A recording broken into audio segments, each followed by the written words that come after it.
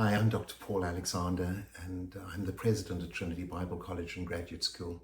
Thanks for sharing this devotion with us. I want to speak to you today out of a scripture that's probably quite well known, but not always well understood. It's recorded both in Matthew's Gospel and in Luke's Gospel in almost identical language, and it's often referred to as the lament of Jesus. He says, "O Jerusalem, Jerusalem, you who kill the prophets and stone those sent to you, how often I've longed to gather you, your children together as a hen gathers her chicks under her wings, and you were not willing." We obviously understand this to be in the context of Jesus lamenting over the city in which he knew he was going to be crucified. It has a context of Jesus referring to the prophets. And the particular part of the verse that I want to refer to is at the end where it says, "You would have none of it." Clearly, Jesus is referring back to the history of this troubled city, the many, many times that the prophets came and they spoke of the judgment of God if the people didn't do what God had asked them to do.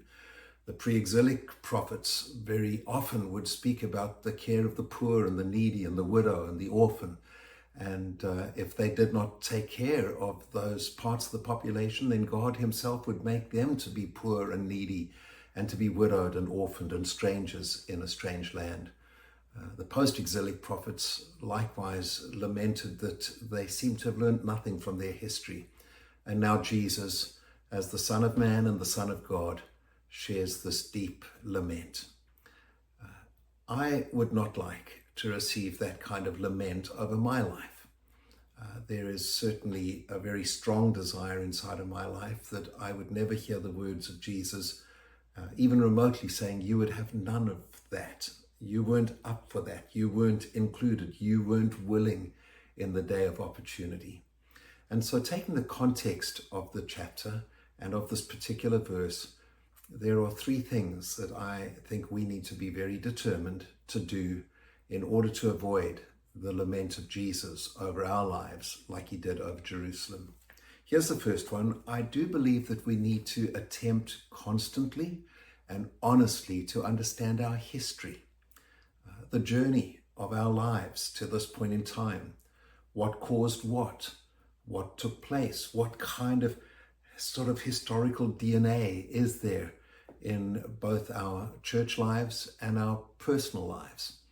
I remember years ago, Carol and I had the opportunity to visit Robben Island, where Nelson Mandela had been incarcerated for a great deal of his 27 years. We'd grown up in a white, controlled and dominated South Africa.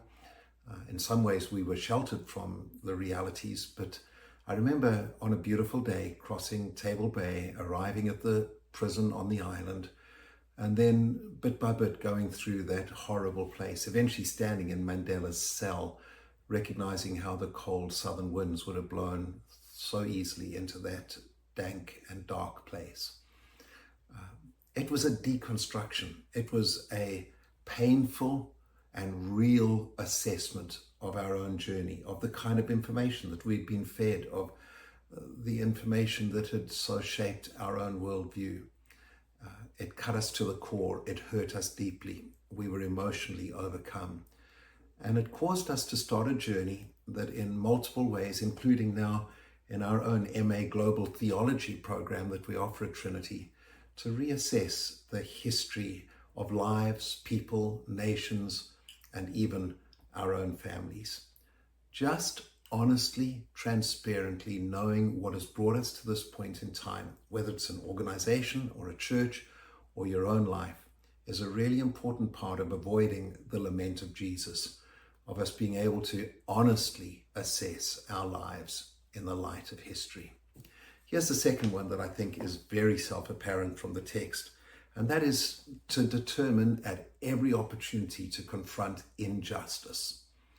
When it's just not fair, when people are being treated unfairly and unjustly, it is the prophetic responsibility of Christ followers to confront that, to call it out, to just live very honestly in a world that is filled with a great deal of injustice and a great deal of unfairness. Sticking our head in the sand, crafting a narrow narrative about why there are just some things we can't get involved with is not good enough. And Jesus confronts Jerusalem, saying again and again and again and again, you had opportunities to do what was right, to live justly, to love mercy, and you would not. And that really challenges me. How strongly am I going to advocate for the poor? How regularly am I going to encourage people to take missions trips and just serve carefully? And so I would say the second part is learning to confront and determining to confront injustice.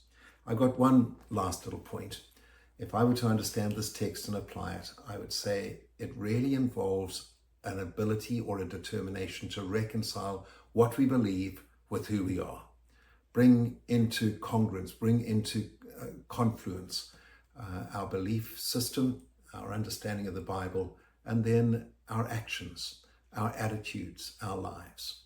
People are just determined to live lives that ignore basic scripture, of caring for one another, of living peaceable lives, of having good manners, of people who unfortunately potentially face the lament of Jesus. So I hope this has been a challenge to you. I leave the thoughts with you and ask you to consider your history, to confront injustice, and to reconcile who you are with what you do. God bless you.